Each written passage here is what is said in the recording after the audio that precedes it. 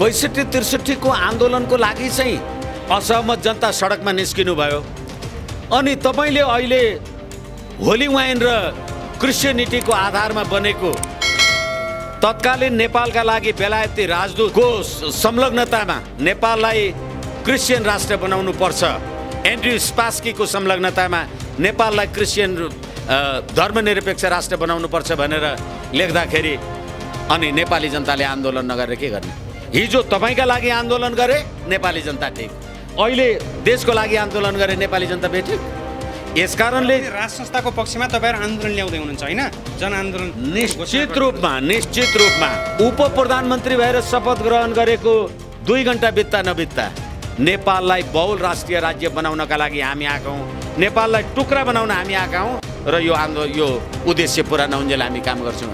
अनि जसलाई उप प्रधानमन्त्री बनायो त्यसैलाई 2/3 भोट दिएर पठाउने नेपाली जनता होइनन् केपी शर्मा ओलीजीलाई? तपाईलाई नेपालको सुशासन अब अमेरिकीले गरिदिनु पर्यो हैन? तपाईको देशको सुशासन। अनि एमसीसी पारित भयो भने तपाईको नेपालको सम्प्रभु लाग्ने कि अमेरिकाको लाग्ने? अमेरिकाको लाग्छ। ऊर्जाको क्षेत्रमा एमसीसी पनि जोडिएको हुनाले कुलमान घिसिङको एमसीसी को विषयमा उनको भूमिका कस्तो हुन सक्छ? तपाईहरुसँग मैले कुरा गरे जस्तो लाग्छ। पहिले कुलमानजीको बारेमा कुरा गर्दाखेरि होइन, उहाँले विद्युत प्राधिकरणमा प्रमुख भएर आउँदाखेरि राम्रो कुरा गर्नु भएको छ भनेर भन्या हो। तर जब उहाँको पदावधि सिद्धिएर उहाँ पदमुक्त हुनुभयो, कुलमान घिसिङजीको पक्षमा अमेरिकामा नारा लाग्यो। 50 करोड अमेरिकी डलर भनेको लगभग 50 अर्ब नेपाली रुपियाँ हो। 3 करोड नेपाली जनतालाई बाँड्ने हो भने एउटालाई 1833 रुपियाँ पर्ने रहेछ। सरकारले खाता खोलोस्, हामी 1833 रुपियाँ खातामा जम्मा गरिदिन्छौँ, एमसीसी चाहिँदैन।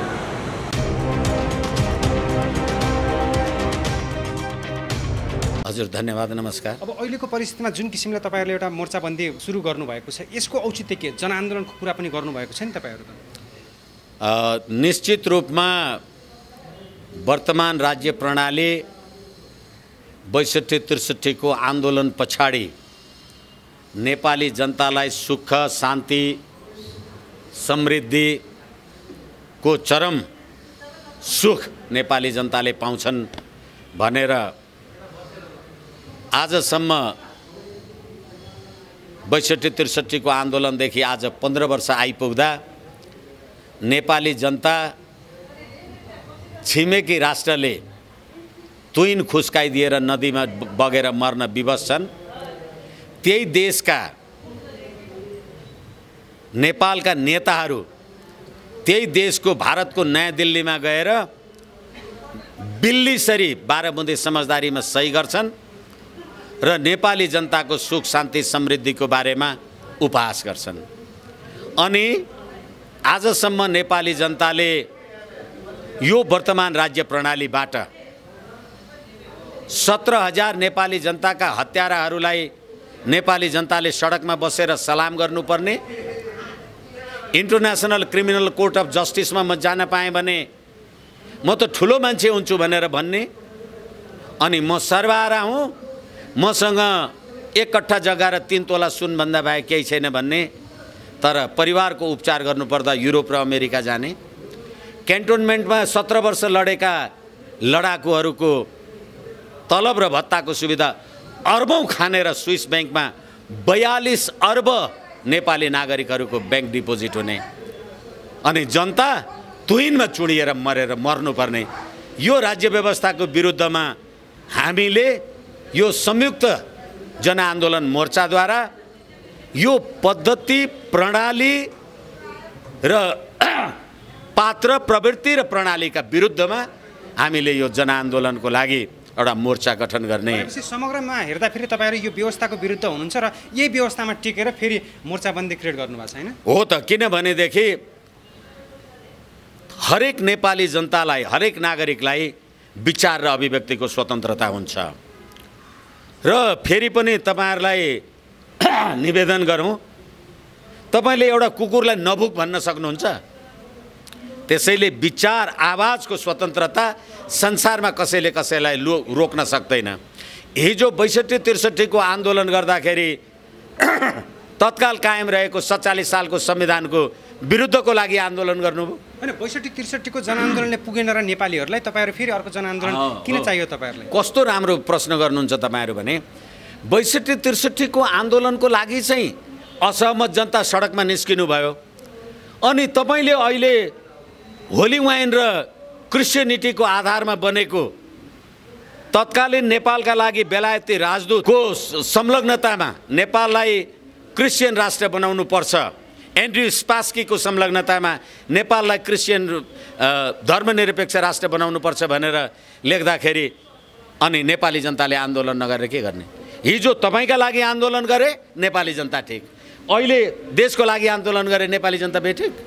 यसकारणले राज संस्थाको पक्षमा तपाईँहरू आन्दोलन ल्याउँदै हुनुहुन्छ होइन? जनआन्दोलन निश्चित रूपमा इस्वी मलाई लाग्छ 1759 मा बेलायतमा ओलिभर क्रमवेलको टाइममा, त्यतिखेर जब तपाईँले बेलायतको राज संस्थालाई विस्थापित गर्नुभयो अनि त्यो ओलिभर क्रमवेलको टाइममा जति मान्छेहरूले मृत्युदण्ड शहादत प्राप्त गरे होला, बेलायती जनताले 10 वर्ष पछाडि 1761 मा बेलायतमा राज संस्था पुनर्स्थापना गरे।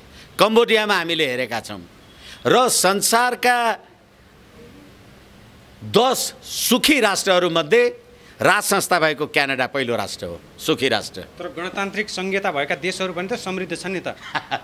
तपाईँले विकासको खुड्किलो टेकेका छन्। तपाईँले क्यानाडा, डेनमार्क, स्विडेन भन्दा अमेरिका, भारत सम्पन्न देख्नुभयो? स्विजरल्यान्ड हेर्नुहोस् न तपाईँ, संहिता छ स्विजरल्यान्डमा।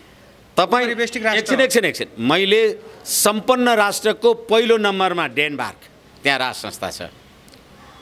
त्यसै गरेर स्विडेन हो। अब अहिले तपाईँले स्विजरल्यान्डको उदाहरण दिनुहुँदैछ अनि तपाईँ इथियोपियाको उदाहरण दिनुहुन्न? हुत्सी र तुतु भनेर जातीयताका नाममा नरसंहार भएको तपाईँ उदाहरण दिनुहुन्न? तपाईँ बर्माको उदाहरण दिन सक्नुहुन्न? तपाईँ भुटानको उदाहरण दिनुहोस्। एकछिन तपाईँ हो नि त भुटानमा पनि हो। भुटानमा भारतको कठपुतली बन्नु परेको छ। हो, भारतको कठपुतली बनेको छ, बन्नु परेको छ। यसै कारणले गर्दा कठपुतली नै बन्नु परेको थियो भने त र फेरि नेपाल तपाईँले संसारका अरू राष्ट्रसँग युएनओका 193 सदस्य राष्ट्रहरूसँग नेपालको तुलना गर्न सक्नुहुन्न। हैन, तपाईँ त एउटा सिङ्गो युग हो नि, तपाईँले राज संस्था पनि भोगिसक्नु भएको छ, गणतन्त्रमा पनि मैले भोगिसकेका छैन। नेपाल राष्ट्रको निर्माण नै राज संस्था र नेपाली जनताको सक्रियतामा बनेको। राजाहरू सामन्ती भए नेपालको इतिहासलाई निकालेर हेर्दा फेरि देश विकासको चरमचुरी चुम्न सकेन नि त त्यो बेला पनि। अहिले तपाईँले पञ्चायतकालीन संरचनाहरूमा तपाईँको प्रदेशको बैठक बस्छ। नयाँ एउटा घर बनाउनु भएको छ।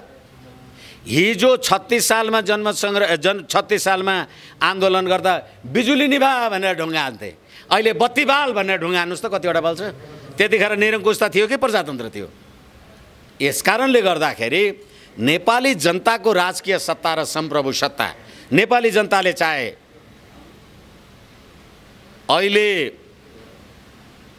पृथ्वीनारायण शाहको पालीदेखि हामी यहाँसम्म आउँदाखेरि नेपाल त कहिल्यै पराधीन भएन।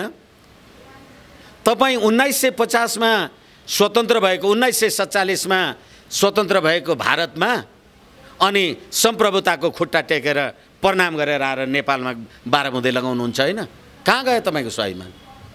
यसकारणले गर्दाखेरि सङ्घीय लोकतान्त्रिक धर्मनिरपेक्ष गणतन्त्र हेर्नु भएन? अस्ति भर्खरै केपी ओली शर्माजीको गभर्मेन्टमा बसेको मान्छेले उप प्रधानमन्त्री भएर शपथ ग्रहण गरेको 2 घण्टा बित्दा नबित्दा नेपाललाई बहुल राष्ट्रिय राज्य बनाउनका लागि हामी आएका हौँ, नेपाललाई टुक्रा बनाउन हामी आएका हौँ र यो उद्देश्य पुरा नहुन्जेल हामी काम गर्छौँ भने अनि जसलाई उप प्रधानमन्त्री बनायो त्यसैलाई 2/3 भोट दिएर पठाउने नेपाली जनता होइनन् केपी शर्मा ओलीजीलाई?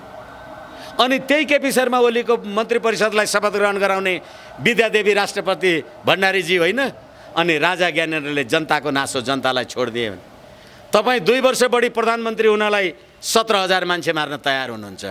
राज संस्थै नेपाली जनताको लागि छोडे भन्यो भने त्यो बेलाको परिस्थिति बुझिदिनुहोस् तपाईँ। त्यो बेलाको परिस्थिति मलाई होइन, म तपाईँहरूलाई बुझ्नका लागि निवेदन गर्छु। राजालाई बाध्यता थियो नि त, एकछिन दबाब थियो अन्तर्राष्ट्रिय दबाब। एकछिन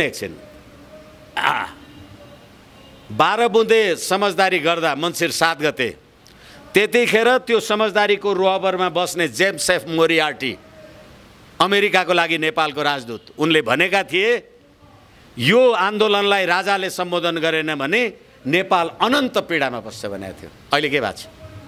ठ्याक्कै अब यो प्रसङ्ग सँगसँगै अहिलेको अवस्थामा नेपालको राष्ट्रिय राजनीति एमसिसीको गोलचक्करभित्र परिरहेको छ। शेरबहादुर देउवा पनि अहिले सरकारमा हुनुहुन्छ। उहाँले एमसिसी पारित गर्नको लागि हिजोको दिनमा प्रतिपक्षमा हुँदा पनि एमसिसी नेपालको लागि आवश्यकता भनेर भन्नुभएको थियो। केपी शर्मा ओलीको समयमा एमसिसी पारित नभएको कारण अब शेरबहादुर देउवाको कार्यकालमा एमसिसी पारित हुनसक्छ अथवा त्यो एउटा सेटिङ बुनिँदैछ। हिजो सम्झौता 2017मा हेर्दाखेरि र अहिले हेर्दाखेरि के पाउनुहुन्छ? मलाई क्षमा गर्नुहुन्छ र आपत्ति जनाउनुहुन्छ भने भन्नुहोस्, केही छैन। तपाईँ हामीहरू सबै पहिले नेपाली होला अनि मात्रै डाक्टर पत्रकार वकिल मास्टर के हुने हो त्यो कुरा हुने होला। यो एमसिसीको प्रस्तावना हरेक नेपालीले पढाएको छ। नेपालको सुशासन आर्थिक समृद्धिका कुरा गरेको छ। तपाईलाई नेपालको सुशासन अब अमेरिकीले गरिदिनु पर्यो होइन, तपाईँको देशको सुशासन। अनि एमसिसी पारित भयो भने तपाईको नेपालको सम्प्रभु लाग्ने कि अमेरिकाको लाग्ने? अमेरिकाको लाग्छ। पढ्नु पर्यो नि। मैले त धेरैचोटि भनेको छु, घरमा छोरो बिग्रियो भनेर महाभारत किनेर ल्याएर पढ्न दिएको युधिष्ठिर होला भनेको पढेर दुर्योधन भएछ। अब के गर्नुहुन्छ? यसैले यो 62-63 को आन्दोलनमा नेपाली जनताले जुन प्रकारको शहादत गरे होला, आज होली वाइन संस्कृति तपाईलाई सुशासनको तकमा कसले दियो थाहा छ? लगभग 2/3 बहुमतले भोट चाहिँ नेपाली जनताले वामपन्थीहरूलाई दिए अनि दक्षिण कोरियाबाट आएको विधवा हक जहानले चाहिँ 1 करोडको सुशासनको तकमा लगाउने केपी शर्मा ओलीजी होइन। अनि अहिले शेरबहादुर देउवालाई त्यही एमसिसीको सुशासन चाहिएको छ। तपाईलाई अमेरिकाको सुशासन चाहियो कि नेपालको चाहियो? अब ठ्याक्क विश्व राजनीतिमा नेपाल नभए पनि अहिले अन्तर्राष्ट्रिय चासोको विषय भनेको नेपाल भइरहेको छ नि। अमेरिका पनि नेपालमा सक्रिय रूपमा उदाइरहेको छ। अब यो परिस्थितिमा चीनको अवस्था, भारतको अवस्था र समग्रमा युएसको अवस्था हेर्दाखेरि कस्तो पाउनुहुन्छ? यी 3 राष्ट्रहरूको गोलचक्करमा कहीँ कतै नेपाल अनन्तकालसम्म त्यो दुष्चक्रमा फस्ने त होइन भन्ने त्यो आशंका पैदा भएको हो? फस्ने त होइन भन्ने होइन, फसिसक्यो भन्नुहोस्। तपाईले दिल्लीमा 12 बुँदे समझदारी गर्दा जुन शक्तिहरू उपस्थित भएका थिए, दिल्लीमा भएको 12 बुँदे समझदारी पेन्सिलले हिन्दीमा लेखेका थियो। शेरबहादुर देउवाले कति बुझेर सही गर्यो? त्यसको नेपाली उल्था गर्ने को? प्रणब मुखर्जी भारतको राष्ट्रपति अहिले परलोक भयो होला। अल जजिरा टेलिभिजनमा उनले भनेको छ कि त्यो 12 बुँदे समझदारी हामीले बनाएको हो र हाम्रो इच्छाअनुसार हुन्छ। अब अहिले तपाईँ इन्डिया अमेरिका चीनको गोलचक्करमा पस्ने भने रसुवा केरुङ काठमाडौँ रेलमार्ग कहाँबाट ल्याउने? चीनको बिआरआईबाट ल्याउने, बेल्ट एन्ड रोड इनिसिएटिभ्सबाट। अनि तपाईँले रसुवा केरुङ काठमाडौँ बुटवल हुँदै गोरखपुर बिजुलीको तार कहाँबाट लाने? रसुवा केरुङ काठमाडौँबाट। अनि इन्डो पेसिफिक स्ट्राटेजीको अभिन्न अङ्ग हो भनेर ऱ्यान्डी बेरीले एमसिसी अमेरिकी रणनीतिको अभिन्न अङ्ग हो भन्ने, अनि त्यहाँबाट चाइनाले यहाँ रेल कुदाउँदा तिमी माथि अमेरिकाले बिजुली तान्दै गऱ्यो भनेदेखि देश गृहयुद्धमा देश अमेरिका र चीनको द्वन्द्वमा पस्दा यहाँ नेपाली नमरेर अमेरिकाबाट मर्न आउँछन् यहाँ? खोइ बुझ्या भने। र एमसिसी जहाँ प्रयोग हुन्छ त्यहाँ नेपालको कानुन लाग्दैन। तपाईँ एमसिसीको धारा 2 को उपधारा 2 को 7 2 पढ्नुहोस्। एमसिसीले काम कारबाही गरेको ठाउँमा कसैले कसैलाई मार्यो भने नेपालीले गएर पक्रिन पाउँदैन। नेपालको सेना प्रहरी सुरक्षा शक्ति निकायले एमसिसीमा प्रयोग भएको वित्तीय संस्थाको लागि दुरुपयोग गर्न पाउँदैनन्। मेरो देशको सेनालाई आदेश गर्ने तिमी को? र त्यसलाई पारित गर्ने यी कुलङ्गारहरू राष्ट्रवादी? अनि भारतको समर्थन छ रे, अमेरिकाको छ रे, नेपालको समर्थन भएको सरकार चाहियो। ठ्याक्क देउबा सरकारले गरेको एउटा निर्णयलाई मैले मूलभूत विषय बनाउँछु। अब अहिलेको परिस्थितिमा देउबा सरकारले कुलमान घिसिङलाई महाप्रबन्धनमा विद्युत प्राधिकरणको महाप्रबन्धनमा नियुक्त गर्नको लागि ठाडो आदेश दिनुभएको छ नि, यसले भोलिको दिनमा पार्ने प्रभाव अथवा यसले सकारात्मक प्रभाव पार्छ अथवा ऊर्जाको क्षेत्रमा एमसिसी पनि जोडिएको हुनाले कुलमान घिसिङको एमसिसीको विषयमा उनको भूमिका कस्तो हुनसक्छ? तपाईँहरूसँग मैले कुरा गरेँ जस्तो लाग्छ। पहिले कुलमानजीको बारेमा कुरा गर्दाखेरि होइन, उहाँले विद्युत प्राधिकरणमा प्रमुख भएर आउँदाखेरि राम्रो कुरा गर्नुभएको छ भनेर भने हो। तर जब उहाँको पदावधि सिद्धिएर उहाँ पदमुक्त हुनुभयो, कुलमान घिसिङजीको पक्षमा अमेरिकामा नारा लायो, याद गर्नुहोस्। अनि कुलमान घिसिङजीको पक्षमा अमेरिकामा नारा लाग्ने र एमसिसीको कुरा हुने। एमसिसीमा कुलमान घिसिङलाई जोडेर हेर्न मिल्छ? एकैछिन धैर्यताको लागि क्षमा चाहौँ। बेलायतमा नेपाली बस्छन् कि बस्दैनन्? अस्ट्रेलियामा, जापानमा, जर्मनमा बस्छन् कि बस्दैनन्? अनि कुलमानलाई लगानी बहाली गर भनेर एमसिसी आएपछि अमेरिकामा नारा लाग्छ भनेदेखि आमा भन्यो भने बुवाको श्रीमती भनिरहनु पर्दैन नि? किन भयो? मेरो अधिकांश देशहरूमा नेपालीहरू बस्छन्, अमेरिकाका नेपालीहरूले समर्थन जनाए त के भयो? के आश्चर्य भयो त? होइन, जर्मनकोले किन जनाएन? जनाए होलान्, त्यो बाहिर आयो, सार्वजनिक रूपमा आएन होला। होइन, अनुमानको बारेमा नै देख्नुपर्छ भन्ने पनि छैन होला नि? तपाईँले देख्नु भएन भने मैले देखेँ नि। जर्मनमा किन लागेन? जापानमा किन लागेन? अस्ट्रेलियामा किन लागेन? थाइल्यान्डमा किन लागेन? यसको जोड के हो त? ठ्याक्क यसको जोड त्यसैले मैले अघि तपाईँलाई भने माथि 450 केबी प्रसारण लाइन कहाँसम्म पुग्छ? भारतको गोरखपुर। नेपालको विद्युत प्राधिकरणमा अमेरिकाले लगाउने 50 करोड डलर भारतको गोरखपुर पुग्ने के हो त्यो, यदि इन्डो पेसिफिक स्ट्राटेजी होइन भने? एमसिसीको विषयमा कुलमान घिसिङ नबोल्नुलाई संयोग मात्र भन्न मिल्छ अथवा उनी किन बोलेका होनन् यो विषयमा? ऊर्जाको क्षेत्र भएको हुनाले त उहाँ बोल्न पर्ने हो नि त। एकैछिन, नेपाल विद्युत प्राधिकरणले नै जिम्मा लिन सक्ने त्यो आधार तय गर्नुको लागि कुलमान घिसिङले अग्रसर भूमिका खेल्न सक्छन्, उनले बोल्न सक्छन्। तपाईँले अहिले यदि नेपालका जलविद्युत परियोजनाहरू जति जति छन् ती सम्पूर्ण कुरालाई तपाईँले एक्जिक्युट गर्नुभयो भनेदेखि तपाईँलाई 50 करोडको अमेरिकी सहायता चाहिन्छ। मलाई देशभित्रबाट देश बाहिरबाट फोन गरेर नेपाली जनताले भनेका छन् 50 करोड अमेरिकी डलर भनेको लगभग 50 अर्ब नेपाली रुपियाँ हो। 3 करोड नेपाली जनतालाई बाँड्ने हो भने एउटालाई 1833 रुपियाँ पर्ने रहेछ। सरकारले खाता खोलोस्, हामी 1833 रुपियाँ खातामा जम्मा गरिदिन्छौँ, एमसिसी चाहिँदैन। नेपाली जनताको अभिमत, नेपाली जनताको राजकीय सत्ता र सम्प्रभु सत्ता अनि नेपाली जनताको विरुद्धमा तपाईँ एमसिसी ल्याउनु। यसै कारणले गर्दाखेरि हाम्रो संस्कृतमा भन्छ नि, कुपुत्रो जाए त क्वचिदपि कुमाता नभवती भने। आमा चाहिँ कुमाता हुन्न अरे, पुत्र चाहिँ कुपुत्र पनि पैदा हुन्छ अरे। कुपुत्र पैदा भएको छ नि 12 महिनादेखि। यसै कारणले एमसिसी नेपालको राष्ट्रिय हित उन्नतिको विरुद्ध र नेपाललाई अमेरिकाको इच्छा अनुसार चाइनाको प्रतिशोध पारित पुरा गर्नका लागि मानसरोवरसम्म पुग्नलाई एमसिसीमा काम गर्ने अमेरिकीहरू को आयो तपाईँले चेक गर्न सक्नुहुन्न? हैन, तपाईँले प्रश्नमा पूर्णता दिनु भएन नि। हिजो कुलमान घिसिङको पक्षमा अमेरिकामा जुन किसिमको जुलुस लाग्यो, नारा भयो, नेपालमा एमसिसीको कुरा उठेको थियो, यो किन भएको थियो यसको बारेमा भनिदिनु। होइन, त्यसैले मैले तपाईँलाई भनिसकेँ नि, मजबुन जान जाते हैं लिफाफा देखकर। यहाँ एमसिसीको विरुद्धमा नारा लाग्छ अनि कुलमानलाई बहाली गर भनेर अमेरिकामा जुलुस लाग्छ भनेपछि बुझ्नुहोस् न, आमा भनेपछि बुवाको श्रीमती भनिरहनु परेन नि। यसै कारणले म तपाईँलाई अहिले भन्दै थिएँ, रसुवा केरोङ तपाईँले जो गर्दै हुनुहुन्छ त्यहाँ अमेरिकी खुफिया नियोगका मान्छेहरू आएर मानसरोवरसम्म पुग्यो भने केयुएचओ भन्ने मान्छे पुस 5 गते केपी शर्मा ओलीले प्रतिनिधि सभा विघटन गर्दा चीनको अन्तर्राष्ट्रिय विभागका उपप्रमुख केयुएचओ यहाँ आएर नेपालको राजनीतिक अस्थिरताले चीनको सुरक्षा व्यवस्थामा खलल नपुगोस् भनेको 5 महिना हुँदैछ। अहिले सर्वोच्च अदालतले श्री 5 को सरकारले मन्त्री परिषद बनाइदिएपछि अब एमसिसी लगाउनका लागि अमेरिकी सैन्य दस्ताहरू रसुवा केरुङ पुगे भनेदेखि चीनको सुरक्षामा खतरा भयो भने चिनिया र अमेरिकी सेनाको द्वन्द्व हुँदा के हुन्छ? 5 महिना अगाडि भनेको थियो, अहिले हुँदैछ। समग्रमा नेपाल सरकारले गरेका काम कारबाहीको बारेमा डिस्कस गरिदिनु भयो र समग्रमा एमसिसीको विषय लगायत नेपालको बारेमा केन्द्रित भएर बसमा सरेक भइदिनु। धेरै धेरै धन्यवाद। हस्, धन्यवाद।